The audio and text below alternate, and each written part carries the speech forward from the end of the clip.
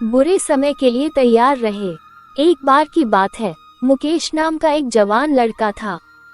उसने अपनी शिक्षा पूरी की और एक बड़ी ट्रांसपोर्ट सर्विस देने वाली कंपनी में मैनेजर की नौकरी ज्वाइन कर ली। मुकेश अपनी पहली नौकरी से बहुत खुश था।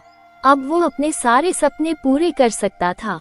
उसका बचपन से ही अपनी खुद की एक लग्जरी कार का सपना था और अब ये सपना उसे और ज्यादा सताने लगा था, क्योंकि खुद ट्रांसपोर्ट कंपनी का मैनेजर होते हुए भी उसके पास कोई कार नहीं थी। उसने हाल ही में नौकरी करना शुरू किया था, इसलिए उसके पास कार लेने के लिए पर्याप्त पैसे नहीं थे। फिर भी एक दिन उसने अपने पिता से इस बारे में चर्चा की और कार को लेकर अपने विचार पिता से कहे। उसके पिता ने उसे समझाया, बेटे, मैं जानता हूँ कि तुम एक कार लेना चाहते हो, लेकिन अभी खरीदना जल्दबाजी होगी। विजय ने उत्तर दिया, जल्दबाजी? मैंने सोचा था कि आप मेरे इस फैसले से बहुत खुश होंगे। पिता ने कहा, मैं तुम्हारे लिए खुश हूँ मेरे बेटे, लेकिन तुमने हाल ही में अपनी नौकरी शुरू की है। तुम्हें भविष्य में आने वाले कठिन समय के लिए कुछ पैसे बचाना चाहिए।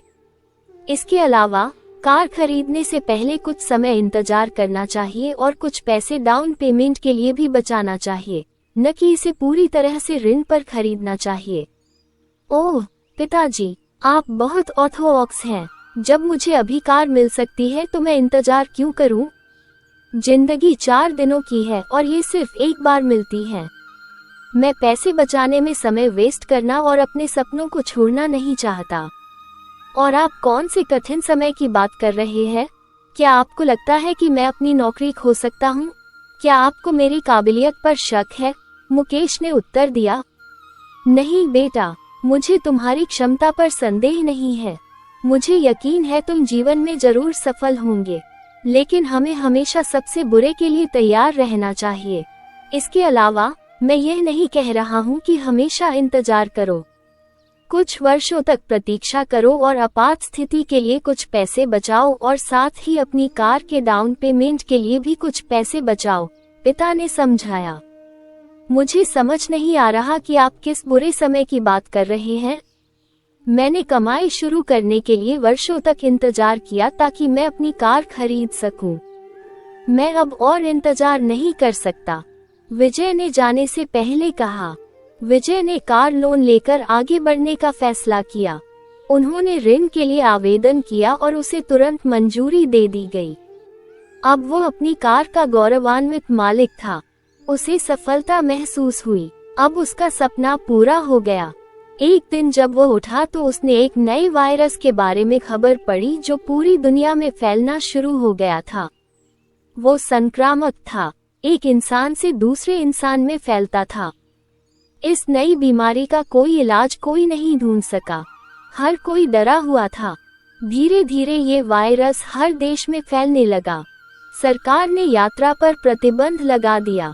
अचानक यात्रा उद्योग ध्वस्त होने लगा। एक सीन मालिक ने मुकेश को नौकरी से निकाल दिया। वो टूट गया। उसने कभी इस स्थिति की कल्पना नहीं की थी। उसके पास कोई बचत नहीं थी। इसके अलावा उसके पास अपने कार ऋण का भुगतान करने के लिए पैसे नहीं थे। विजय को रात को नींद नहीं आती, अंततः उसे अपनी कार छोड़नी पड़ी। स्थिति इतनी खराब थी कि उसे अपना जीवन चलाने के लिए अपने दोस्तों से पैसे उधार लेने पड़े। उसे अपने पिता की सलाह याद आई और उसे कुछ भी बचत न करने और बहुत अधिक कर्ज लेने की अपनी गलती का एहसास हुआ।